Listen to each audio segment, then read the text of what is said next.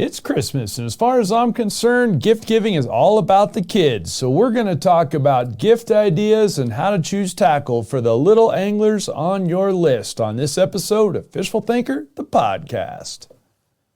I'm Chad LaChance, and you're listening to Fishful Thinker, the podcast. All things fishful, all the time. Hey guys, Chad LaChance here. Thanks so much for tuning into this episode of Fishful Thinker, the podcast. As always, brought to you by Sportsman's Warehouse. We appreciate you tuning in once again.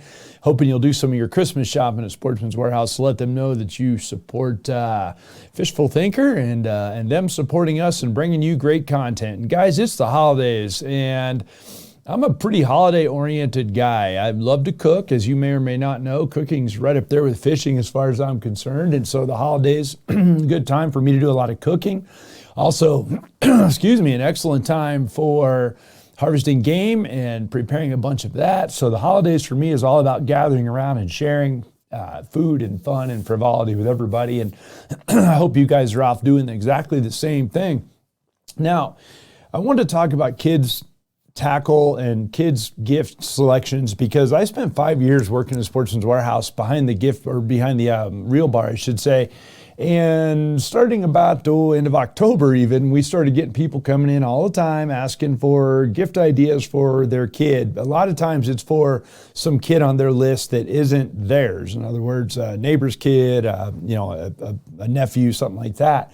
And it seems to me that a lot of the time the gifts were close, the ideas they had, but they missed their market a little bit. So I thought, let's go out with some ideas that are based on years and years and years and years, decades of me teaching kids to fish. Now, I don't have any kids, so I made up for it by helping lots of other kids learn to fish. And I've done that through Boys and Girls Club and Fort Collins Partners and Colorado Youth Outdoors and Junior Bass Masters and high school bass fishing, coaching high school bass fishing, and Fish Fest, which is an event that we put on for many years here in northern Colorado.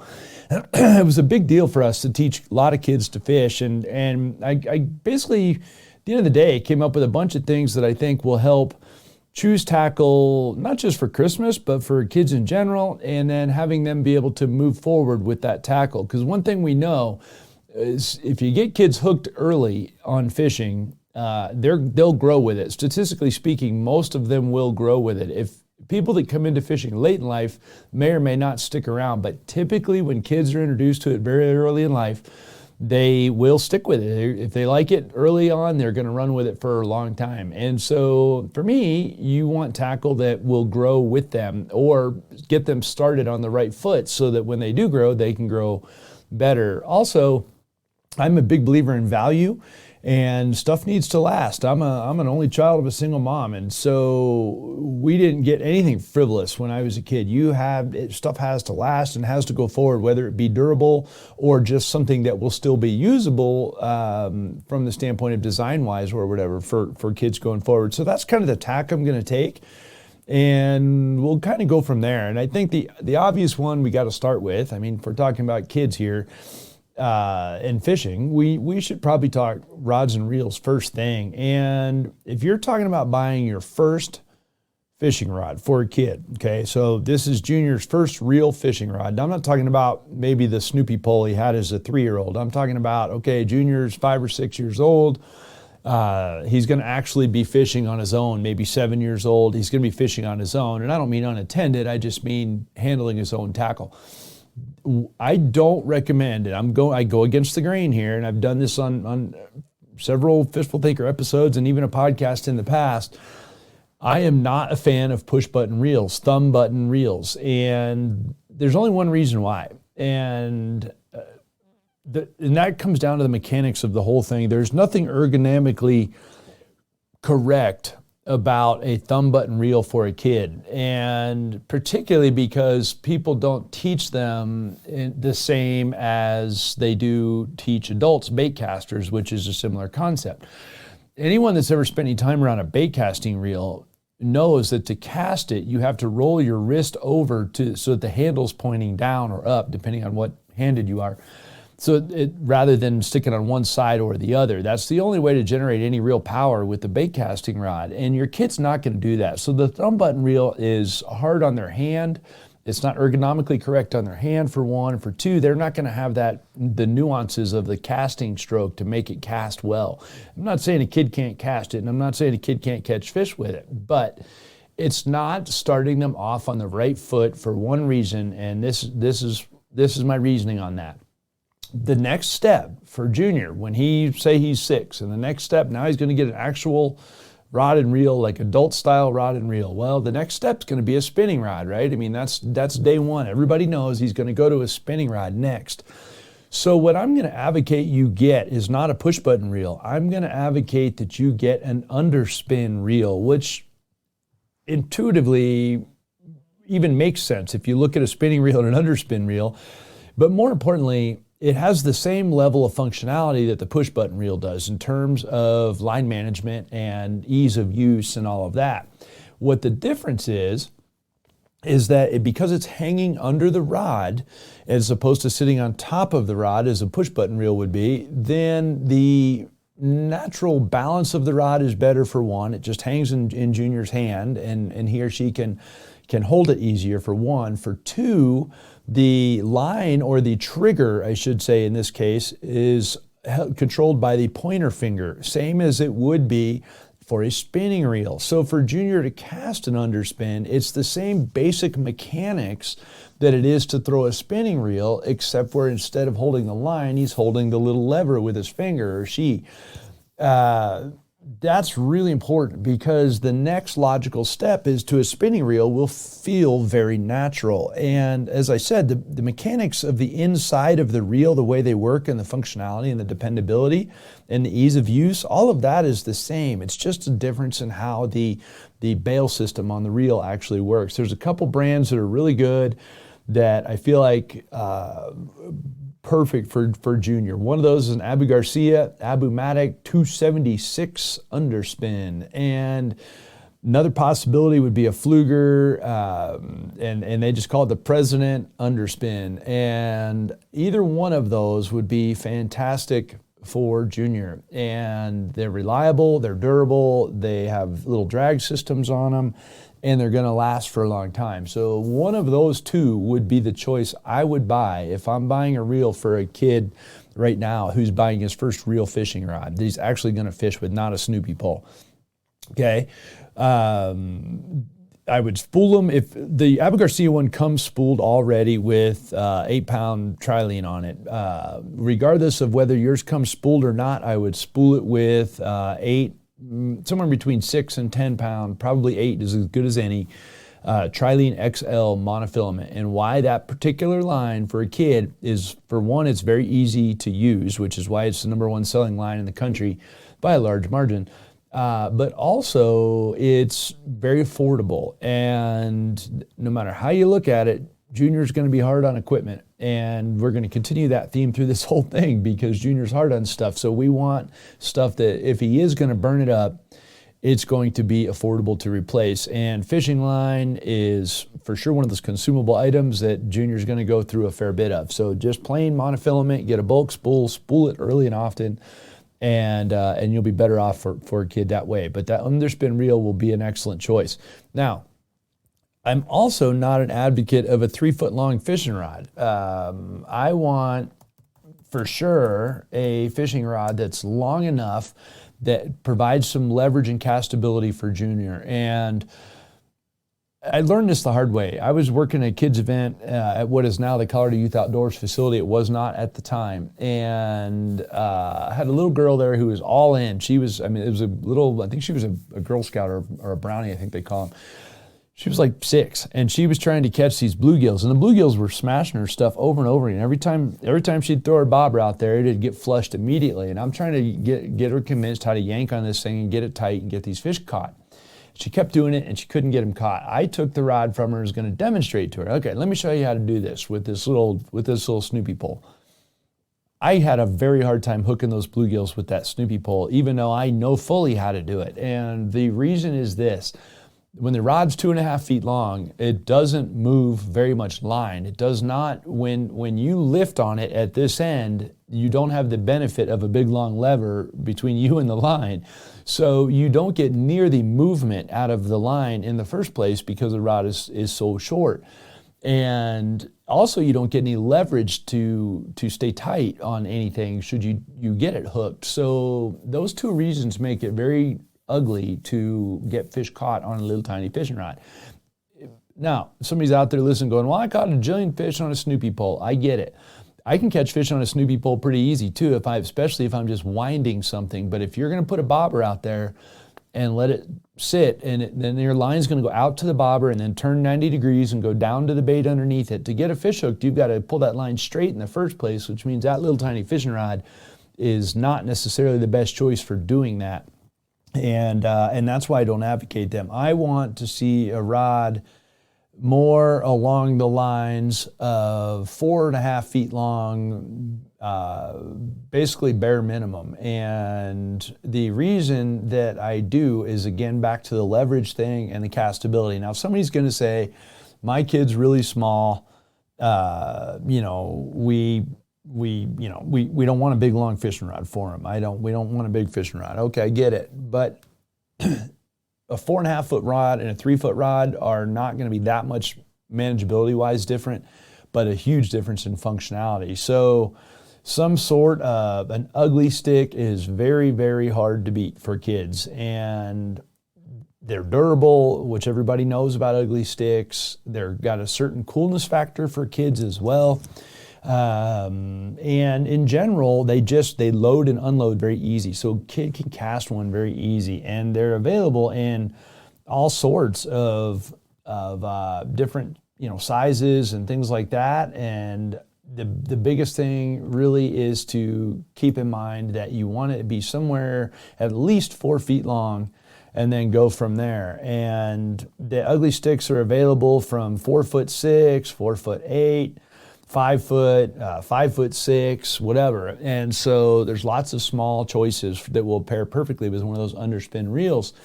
I would get a light or an ultralight in the beginning, because you want Junior to really enjoy the tactile sensations of catching fish for one, and they're easy to cast for two, and you're going to be casting small, relatively lightweight things anyway. So I would get an ultralight and a 4'6" or 4'8", something like that. I would also recommend getting a one-piece rod instead of a two-piece rod. And the reason for that being, it's the durability. If Junior's not going to do a good job of making sure that rod's ferrule is seated correctly. If you are going to get a kid a two-piece rod for transport and things like that, then wax the ferrule thoroughly. Melt some candle wax, put it on the male end of the ferrule, and then seat that thing thoroughly every time you go fishing, so that it doesn't come partially loose and break the rod. That's the only part of an ugly stick, or really any other rod, that breaks commonly from angler use. And it's because the ferrule doesn't stay seated all the way, and then you put a big load on the rod and it breaks at the ferrule. So keep that in mind. Now, the beauty too of the underspin reel is that, let's say Junior outgrows the underspin reel. Well, now, because I have purchased a rod for an underspin, I now have a spinning rod, which means I can put a spinning reel on it and I don't have to get another rod. And I can pretty much guarantee you the ugly stick will last long enough. It's just a matter of, will the reel performance-wise keep up, and will Junior outgrow the reel? And he might not. There's a lot of adults I know that fish with underspins or thumb button reels, but if he does, you can put a spinning reel on it, no problem, and that's a good call. If you buy a thumb button reel, then you've got a casting rod, and you're going to be replacing the rod and the reel when it's time to move on to a spinning rod. So there's that. So that's my spiel on rod, reel, and line for Junior. In a quick recap, get an underspin, put some 8-pound test on it, get it somewhere between 4 and 5 feet long, 4.5 and 5 feet long, and then go from there. Work on mechanics with Junior from there. So let's talk about some other gifts that I think are really good for kids, or things that kids should have on the water, and then you can decide if they're good gifts or not. And one of those is polarized sunglasses. And a lot of people are going to kind of raise an eyebrow over that, but here's why. After having been around a bajillion kids on the water, One of my favorite things to do is take my glasses off and put them on their face and let the kids look into the water around the edge of the pond. And all of a sudden they're seeing the tadpoles and the bluegills and the bass and all the stuff that you and I look through our fancy Costa glasses and we see it all the time. And they don't. And it will open their eyes a whole bunch, so to speak, about what's going on in the ecosystem. So no, I'm not advocating you go buy your kid a pair of Costas. I am advocating you get a high quality pair of Costas for yourself, but that's a different podcast. You probably need to get a very inexpensive kind of glasses for the kid because, let's face it, they're going to lose them, scratch them, outgrow them, tear them up, whatever. It's hard to justify expensive ones, but a basic pair of polarized glasses will be 100 times better than no polarized glasses, and it will make a big difference in Junior's enjoyment of the day on the pond. I've seen kids resist wanting to wear sunglasses. Understandably, they don't want them on their face until they realize that it's an actual performance thing. I usually make some joke about them being robot glasses, something like that, and lo and behold, they love them. The other thing I'll throw out there just real quick, not to be a negative Nancy, but the reality is this. Fishing is a easy sport for eye injuries, especially when you get multiple kids together.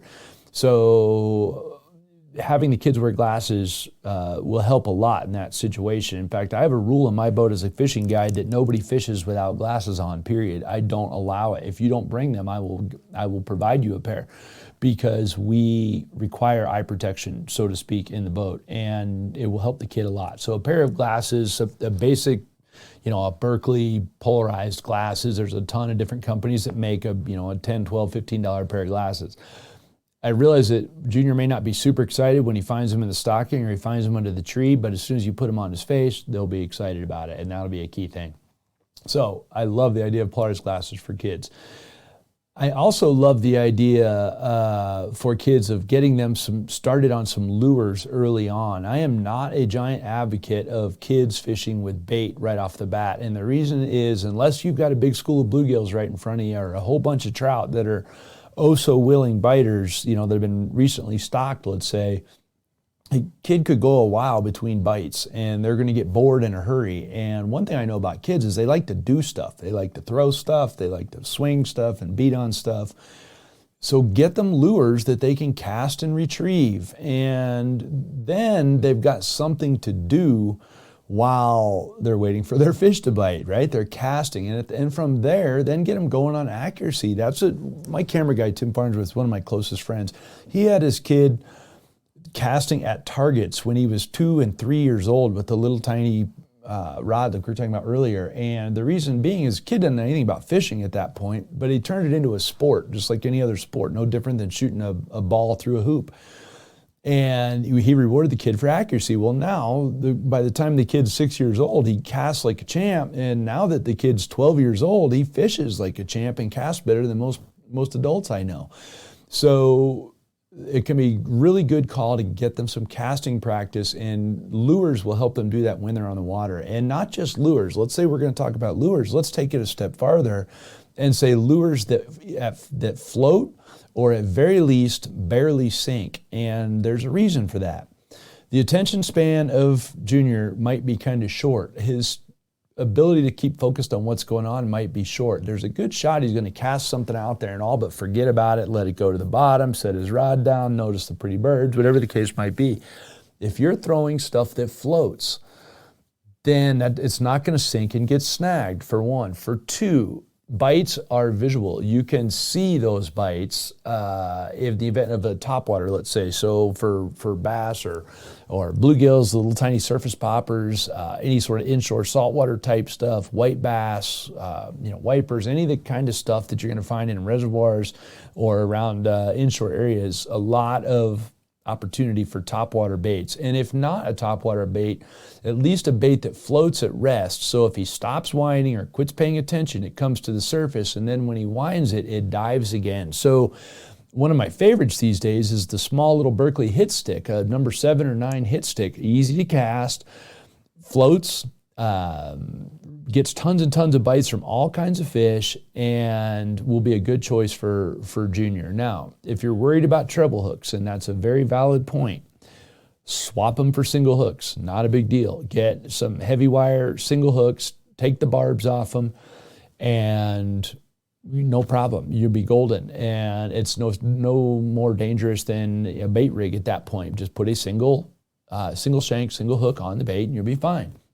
And by doing that, you've given the kid a chance to throw targets, keep active the whole time, also take part in getting the bite instead of just wondering, is there a fish in my bait, and constantly bored and I want to check my bait. Well, now you're winding something in, or you can see it. Now you know what's going on with it. And so they'll put the whole big picture together in a hurry, and that will help them kind of figure out what's going on at a bigger level by being able to see the bite. So I'm a big fan of stuff that you can retrieve, that will float when you don't retrieve it, or that even better, that you can throw right on the surface. And let me throw you one that's just a fantastic bait I've found from the guiding standpoint. When I get somebody that can't fish, first thing I hand them is a Berkeley Chapo. And Chapo is now available in a size 75, which is a little tiny one. You talk about a fun lure for a kid in a bass pond somewhere, even a 6 or 7-year-old kid, because it makes a lot of noise. It's fun to watch. Water sprays everywhere. And oh, by the way, bass and pike and white bass and wipers and even big old brown trout love that thing. So it's a fun bait for a kid to throw. So that would be a fun one. And they're neat to look at as well. Kids like to look at lures and shiny stuff, so that's a neat one to look at. I also am a big believer, and this is counterintuitive to everything I just said, but if you are a bait fisherman or a trout fisherman, particularly, then kids love power bait. It's not very far from Play-Doh if you think about it. And I would encourage them the same thing. Don't have them just throw it out and wait for the fish to come. Get them a clear bubble like you would use for a fly in a bubble, or a clear bobber. Put a single hook behind it, down the line, however far behind it, 2 feet, 3 feet, whatever.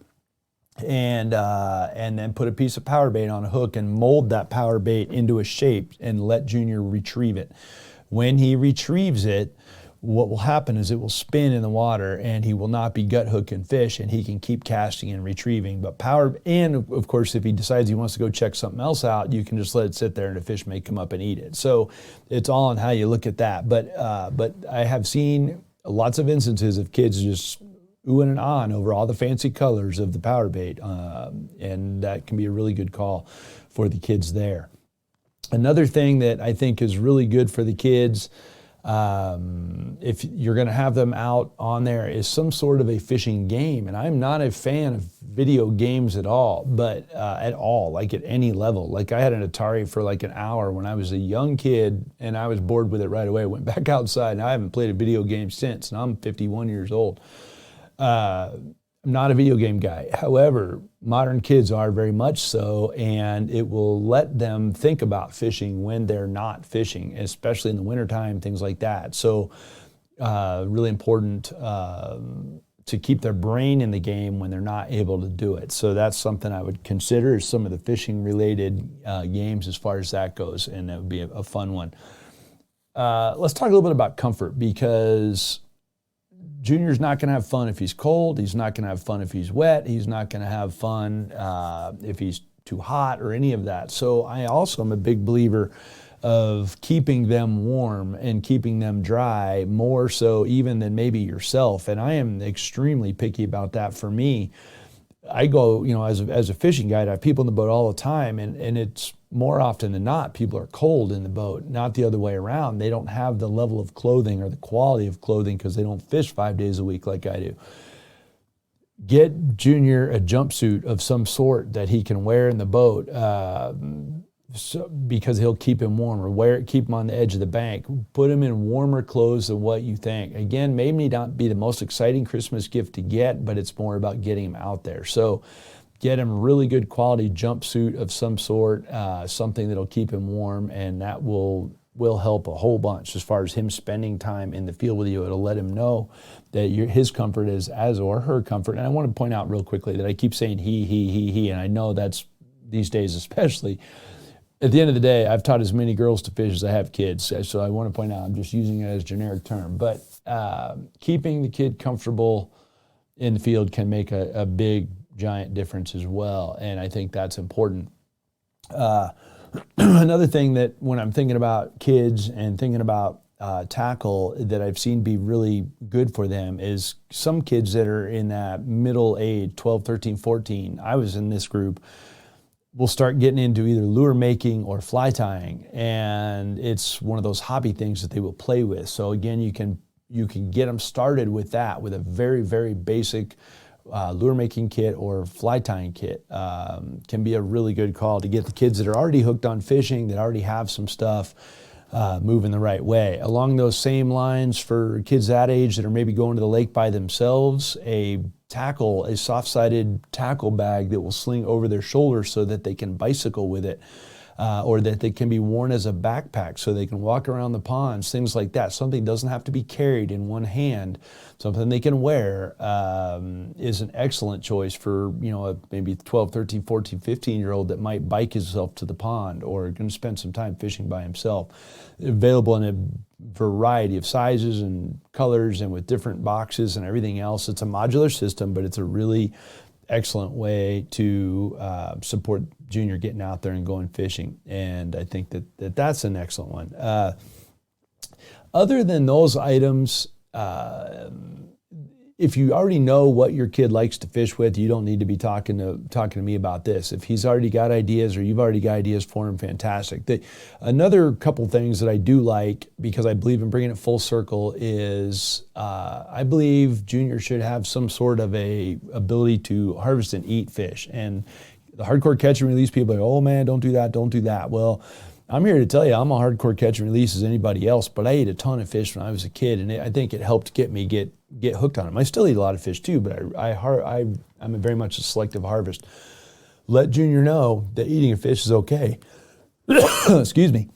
Maybe a fillet knife or just a utility knife or a multi-tool of some sort for him to have while he's at the lake. Excellent choice for helping him out. Also a stringer, a really good call for Junior. And a wide-brimmed hat's another kind of oddball thing, but not a ball cap, but some sort of a wide-brimmed hat. Keep the sun off of them. Will make them very happy. I can tell you that for sure. And that can be important. So, guys, it's the holidays. Most importantly, please take your kids fishing, ice fishing, open water fishing, whatever. Please, please, please get them out there and take them fishing. You'll be better off for it, and I know they will as well. Also, thanks for putting up with me on this podcast with my voice. I've been fighting my voice now for 6-7 weeks. It's been a bit of a nuisance. I appreciate you hanging in there with me on it. One of these days it'll heal up. It's left over from a bout of mono that I had, and it's just been a hard time for me to deal with talking this much, and I talk for a living. So on that note, I'm going to spare you from the rest of my voice. If you'd follow us at Fishful Thinker, I'd appreciate that very much on Instagram, Facebook, and especially our YouTube channel. That would mean a lot to me. Hopefully you'll subscribe to our channel, subscribe to our podcast wherever you listen to it as well. Consider visiting a Sportsman's Warehouse this year.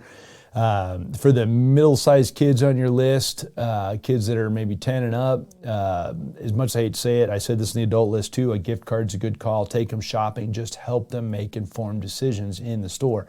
You let them know how much money they have on their gift card and let them make some informed decisions with your coaching and guidance. So I appreciate you guys very much. Thanks for tuning into this episode of Fishful Thinker, the podcast. Hopefully you'll also tune in and see what we're up to on Altitude Sports and World Fishing Network every day of the week on WFN and Saturdays and Sundays on Altitude. Thanks, guys. This has been Fishful Thinker, the podcast.